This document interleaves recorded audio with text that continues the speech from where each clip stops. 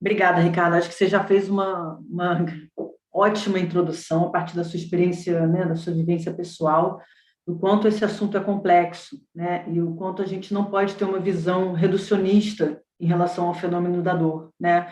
Ele atinge a nossa dimensão física, material, né, da nossa saúde física, corporal, mas o quanto ele também se expande e afeta a nossa saúde mental e como, na verdade, é um fenômeno tão complexo que envolve todas as dimensões da nossa vida. Você já falou pela sua história, na verdade, não precisava nem falar, porque você já explicou muito bem, o que eu só vou falar aqui é reforçar um pouco tudo que você disse, né? Em relação à sua trajetória. E aí, algumas considerações iniciais também. Primeiro, essa dimensão da complexidade, né? Do quanto a experiência da dor ela está totalmente relacionada à nossa vida pessoal, familiar, aos ambientes de trabalho, né? Quanto também, às vezes, os fatores estressores do ambiente podem ocasionar ou piorar ou aumentar o risco de sentir dor. A gente sabe ambientes de trabalho que são muito difíceis, às vezes conflitivos, as pessoas tendem a sentir, ter problemas de dor crônica, de ler, de outras, né, questões também que estão relacionadas de alguma forma à saúde mental também. Então, acho que você já traz toda essa visão da complexidade, que é um ponto que eu queria ressaltar, e também algumas considerações iniciais. A primeira, sim, é claro que a gente não pode generalizar, esse, digamos assim, essa sub-área, essa área dentro do campo da saúde, né, que se dedica à dor crônica, isso tá se tornando um campo mesmo cada vez mais robusto de estudos, de práticas, né, de conhecimento dentro da própria área da medicina, mas a gente sabe que também que é importante ressaltar do quanto também a gente que recebeu uma formação na área da saúde, eu sou psicóloga de formação, mas eu acho que todo mundo, todo profissional da saúde, de alguma forma, recebeu uma formação mais tradicional e que essa, digamos assim, essa dicotomia entre a mente e o corpo, ela está o tempo todo colocada na nossa trajetória profissional, na nossa formação e às vezes na nossa vida prática, né? Na nossa atuação prática também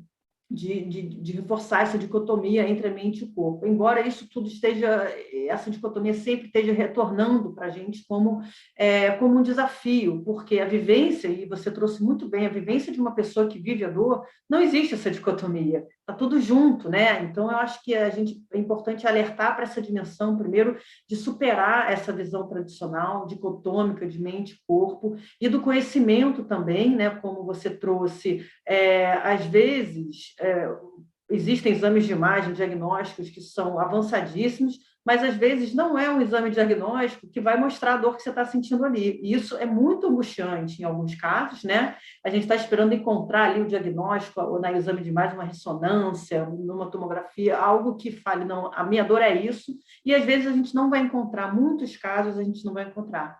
E aí, compartilhando um pouco a minha experiência pessoal também, eu também tenho um problema de dor crônica. Eu, quando era muito nova, eu descobri uma condição genética, que é a síndrome de Ehlers-Danlos, que dá a modalidade de tipo de hipermobilidade articular também. Então, assim como você, eu também me identifiquei muito, né, toda essa trajetória da dor e do quanto a gente demora para conseguir encontrar essas soluções, esse arranjo, encontrar um médico, uma médica, enfim, encontrar de fato uma explicação, e não só a explicação, uma solução para a gente aprender a lidar melhor com essa condição, porque, né, a gente está falando aqui de uma enfermidade crônica, a solução é poder aliviar a dor de alguma forma e, digamos assim, aprender a conviver melhor com ela, encontrar estratégias de lidar melhor, estratégias de corpo, que faz com que a gente, enfim, se sinta, tem um pouco mais de qualidade de vida, né? E aí, trazendo já o tema, assim, mais para a relação da dor com a saúde mental, com a dimensão emocional, psicológica, né? É importante lembrar, assim, que a dor, ela é definida, pode ser definida como uma experiência sensorial e emocional desprazerosa, né? Que está associada com uma real ou uma potencial lesão do tecido, né? Ou descritas em termos de lesão mesmo. Então, essa definição já traz para a gente, digamos assim, uma ideia de que a dor, ela, de alguma forma, ela sempre é subjetiva, ela sempre está vinculada a uma dimensão, a uma vivência subjetiva e a essa dimensão emocional, né?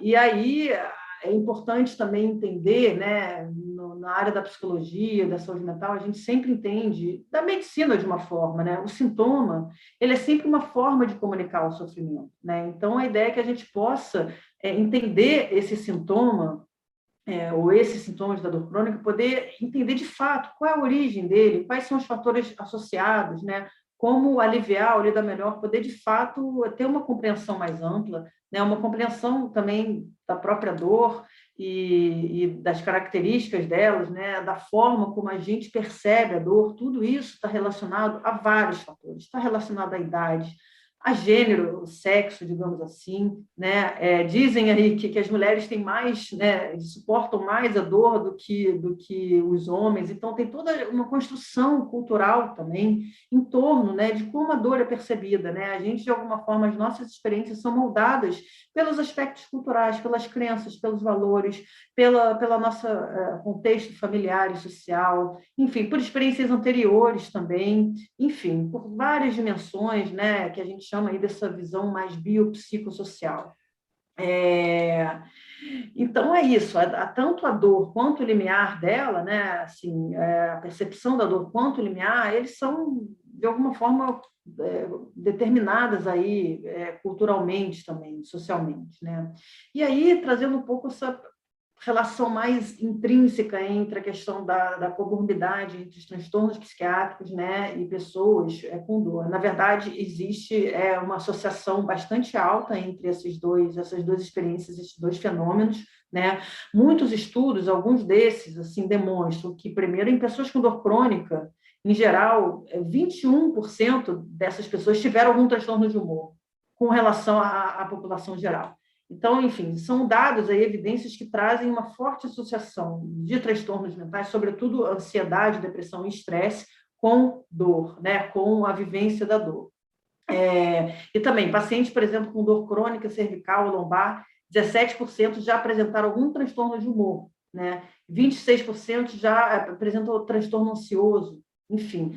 Tudo isso para dizer que existe uma associação muito forte, que aí é importante a gente ter, na nossa prática de cuidado, ter esse olhar, e na gestão também, que é a proposta aqui, a gente poder pensar em também modelos de gestão, de acompanhamento, de cuidado, né? É importante a gente ter noção dessa alta comorbidade, da ideia de que pessoas com transtorno mental têm um risco aumentado de sentir dor e vice-versa, né? Da mesma forma como pessoas com enfermidades crônicas têm risco aumentado de desenvolver transtornos mentais e vice-versa também. Então, é importante a gente sempre tentar ter esse olhar da integralidade e que é fundamental ter uma avaliação muito qualificada, até a gente encontrar um profissional que consiga, de fato, primeiro, às vezes, avaliar de uma forma de que a pessoa não tem nada físico, então não está sofrendo, não é nada, vai para a psicologia, vai para a saúde mental. Tem muitas vezes essa visão, né?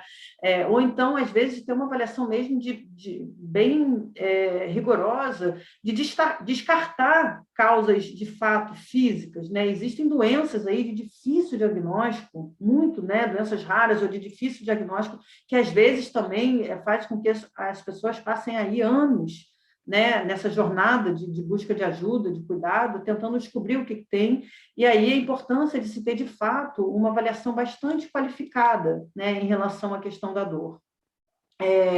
Enfim, eu acho que teria outras coisas para falar aqui, mas eu queria ressaltar essa dimensão da necessidade da gente poder integrar a nossa visão, né? Poder sempre estar sensível, na verdade, a escutar o que a pessoa traz, né? Às vezes a dor não vai aparecer no exame de imagem, isso não quer dizer que ela não esteja ali, né? Mas que é importante, sim, né? Como profissionais de saúde, a gente ter uma escuta qualificada, uma avaliação rigorosa para, de fato, entender qual é o problema e buscar as soluções, dentro de uma perspectiva, né, de melhorar, digamos assim, a qualidade de vida. Você falou aí de alimentação, já tem-se também alguns estudos aí associando depressão a quadros inflamatórios, né, e a dor aí também está colocada, a questão da tempestade de ocitocina. Então, assim, a gente também tem uma dimensão aí da alimentação industrializada, do uso de álcool, tabaco, todos alimentos e substâncias que são superoxidativos e de um hábito, de um estilo de vida que a gente está vivenciando que é totalmente estressante. E agora, com a Covid-19, então, eu acredito também que é um ingrediente a mais né, para ser abordado aí nos processos de cuidado e na rede de saúde pública. Enfim, era mais ou menos isso que eu queria trazer para a gente conversar e vamos seguir aí o diálogo. Obrigada. Muito obrigado, Catarina. Olha, fenomenal, adorei, me fez lembrar de coisas que talvez gostaria de esquecer, né? Mas essa coisa da percepção da dor, ela é realmente muito interessante, porque um exame de imagem pode, eu me lembro de casos de conversar com amigos de pessoas que tinham ali problemas até mais graves do que o meu, né? Na coluna e tudo mais, e que não tinham dor, né? Eu lembro que a gente compartilhava o mesmo médico e ele falava, olha, o teu amigo ele tem um disco de papel, um disco invertebral de papel, né? Mas ele não tem dor, né? Ele corria, ele fazia maratona, ainda assim. E então essa coisa da percepção da dor, ela é fantástica, até porque existe toda a história da memória da dor, né? A compensação da dor em outra parte do corpo, e aí quem teve uma crise aguda, de repente tem uma dor em outro lugar, já fala, ai meu Deus, é o meu problema que está se manifestando, e algumas vezes não é.